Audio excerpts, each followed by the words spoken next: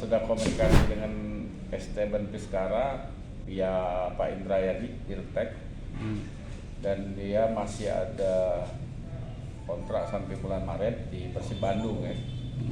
Tapi kita tetap memberanikan diri akan menyurati besok Persib Bandung untuk meminjam Esteban Vizcara ke Sriwijaya FC.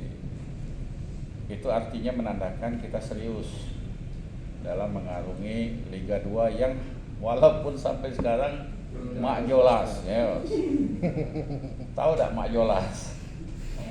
Mas video. Nah, jadi artinya kita sudah sangat berminat sekali untuk mendatangkan Esteban guna memanjakan Beto.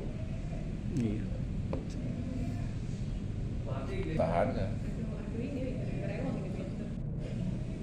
Untuk evaluasi Pak, ada siapa yang bisa Tanggung.